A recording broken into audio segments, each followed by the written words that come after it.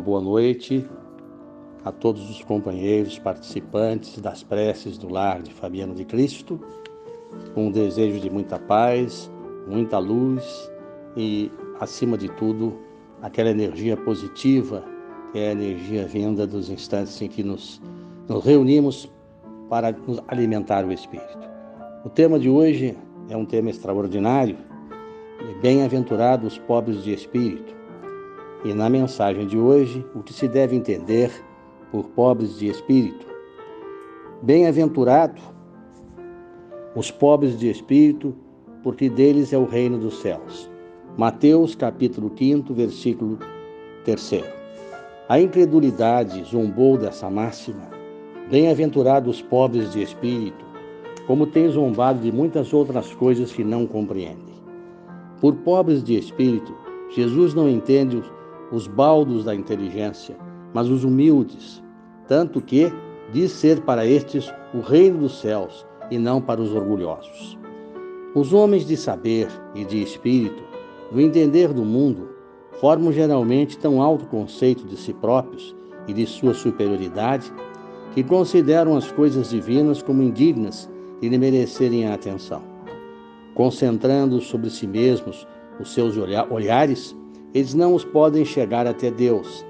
Essa tendência de se acreditarem superiores a tudo, muito a miúde, os leva a negar aquilo que, estando-lhes acima, os depreciaria a negar até mesmo a divindade.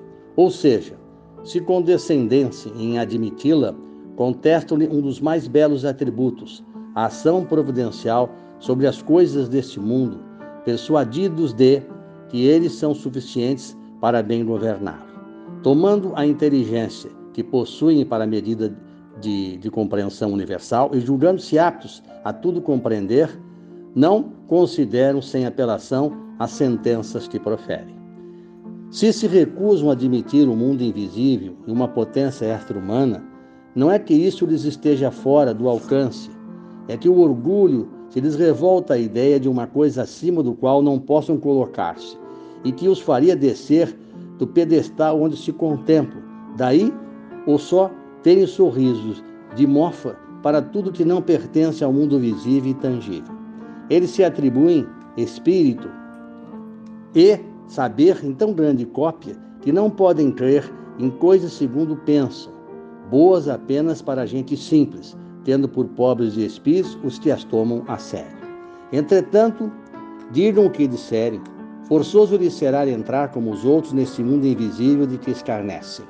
É lá que os olhos se lhes abrirão e eles reconhecerão o erro em que caíram. Deus, porém, que é justo, não pode receber da mesma forma aquele que lhe desconhece a majestade e outro que humildemente se lhe submete às leis sem os aclinhoar em partes iguais. Dizendo que o reino dos céus é dos simples, quis Jesus significar que a ninguém é concedida a entrada neste reino sem a simplicidade de coração e a humildade de espírito. Que o ignorante possuidor dessas qualidades será preferido ao sábio que mais crê em si do que em Deus. Em todas as circunstâncias, Jesus põe a humildade na categoria das virtudes que se aproximam de Deus e o orgulho entre os vícios que dele afastam a criatura. Isso por uma razão muito natural. Há de ser a humildade um ato de submissão a Deus, ao passo que o orgulho é uma revolta contra ele. Mais vale, pois, que o homem para a felicidade do seu futuro seja pobre em espírito, conforme o entende o mundo, e rico em qualidades morais. Queridos companheiros, mensagem extraordinária. Para aqueles que estudam, em especial os espíritas, a doutrina espírita, sabem que o conhecimento revelado pelos espíritos superiores e sua concordância fez com que o Pentateuco Espírito fosse, na verdade, reservado como um consolador prometido por Jesus desde o tempo de seu sermão profético no Monte das Oliveiras. No entanto, ao longo do tempo, diversas têm sido as oportunidades para que os nossos espíritos adquiram a humildade. No entanto, quando vestimos o corpo da carne, mais uma vez somos seduzidos pelos prazeres momentâneos, somos seduzidos pelo mundo que nos convida aos valores perecíveis e nos esquecemos das programações kármicas necessárias para a nossa reabilitação espiritual. Voltamos à pátria do Espírito, levando mais uma vez o insucesso e perdendo muitas vezes grandes oportunidades. Aqueles que receberam pela misericórdia divina a concessão solicitada antes de se vincularem ao corpo físico, quando solicitaram recursos para crescer, vindo às vezes de reencarnações de um pretérito com grandes dificuldades, receberam muitas vezes pela misericórdia divina a bênção do conhecimento, a bênção do estudo, adquirindo inclusive níveis superiores em sua formação acadêmica. No entanto, quando são chamados ao exercício do amor, revelam-se encastelados em orgulhos, encastelados em paixões momentâneas, não aceitando aquilo que é simples e discordando da simplicidade, gostando das coisas pomposas e se esquecendo, na verdade, da brandura e da humildade, que é com certeza o passaporte espiritual para o mundo da redenção. Então, todos nós que avaliamos a doutrina espírita, que assistimos às preces, é indispensável que, além de conhecermos a doutrina, de recebermos o convite salutar dos espíritos do bem através da energia de uma prece, não tenhamos dúvida de que, mais do que conhecer, é necessário aplicar o conhecimento, a fim de que, vencendo as nossas dificuldades, possamos nos candidatar para obter aqueles tesouros que não ficam na beira do mundo, mas que são eternos, que vão com a alma e que lhes confere o sucesso no empreendimento espiritual programado. Portanto, a brandura, a simplicidade é, na verdade, o passaporte indispensável às esferas de luz.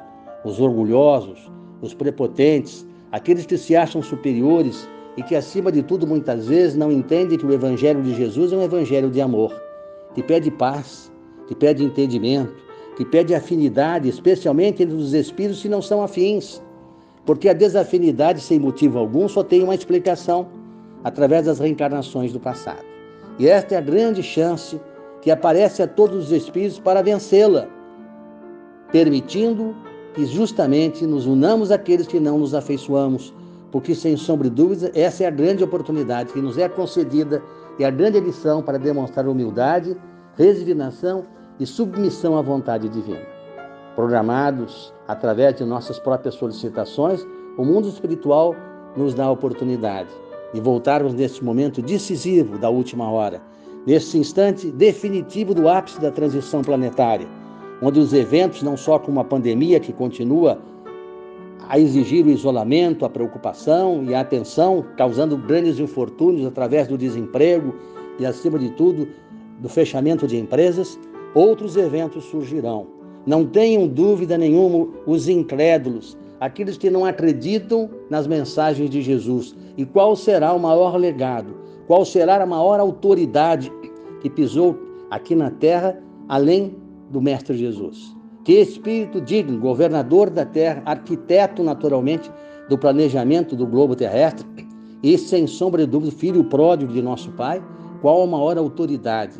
Por que não merecer a atenção, a prudência de analisar o seu conteúdo, encontrando nele não atitudes de amedrontamento, mas levantar o véu da obscuridade significa revelar a verdade com um objetivo, para que de uma vez por todas, nos candidatando à humildade e à brandura em nossos corações, possamos, sem sombra de dúvidas, pedir a misericórdia divina que reserve para nós, ao invés do exílio para os mundos primitivos, a oportunidade de continuarmos o processo evolutivo na direção das estrelas maiores, que, sem sombra de dúvidas, é o mundo de regeneração.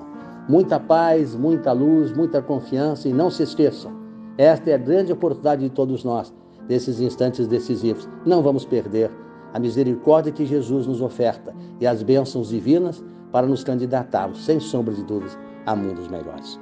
Uma boa noite e muita paz a todos os irmãos.